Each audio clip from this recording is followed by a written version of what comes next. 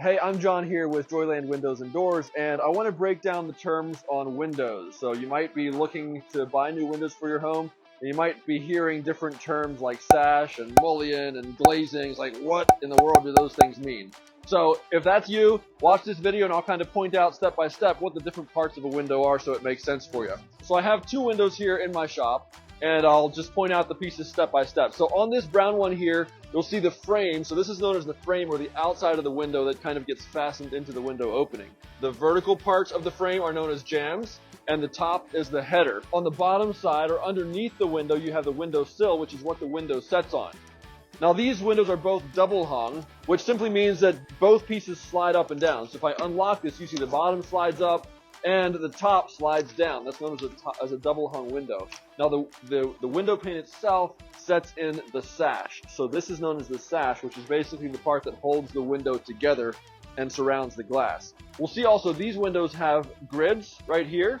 So you can get windows with or without grids, as well as options like this one you see here has blinds that you can control from the inside to control the amount of light and heat coming through. Window glazing. So you might hear panes, window panes, or window glazing. It's kind of the same thing. Fairly self-explanatory on the panes. It's the actual glass of the window. You'll sometimes hear it's a triple glazed or a double glazed window. That simply means it has either 2 panes of glass or 3 panes of glass.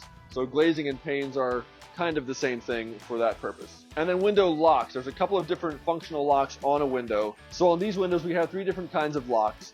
We have the anti-theft locks, which are on the top here, and you can kick those out so that when you try to slide the window down, it gets caught on the bottom sash and stops, preventing people from being able to crawl in and access your house. Most times you keep those in so that you can obviously slide the top sash down as far as you want to. The other lock is the sash lock. That's kind of the main lock that holds them together and keeps them from opening at all. Once you unlock the sash lock, you can also slide these side locks out to then open the window and actually clean the outside of the window from the inside of your house, which is pretty cool and simple.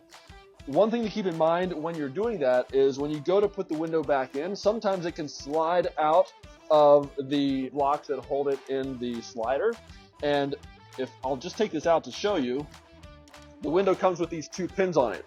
Those pins set into those slider blocks, and what you want to do is make sure they're properly set in there before you fold the window back up. So like you see here, if I just do one, then my window is going to be crooked and it's not going to lock correctly. So I just want to make sure it's setting flat and level, it's horizontal, and both of those are locked in the slider blocks before I go and close it again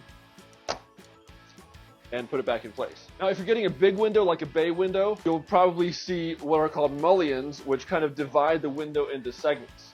Typically that's reserved for large spaces where you kind of need to break the glass down into smaller window segments, but yet it's all one big piece. So that's what we'll see here on this bay window. It's 3 pieces of glass, 1 big window, and then the glass is divided by the mullions, which are these upright pieces, and that kind of lends stability and safety to the glass and to the window as a whole. So there you go. Some of the terms for windows explained. Hopefully that makes sense and can help you as you navigate the world of windows. Thanks for watching.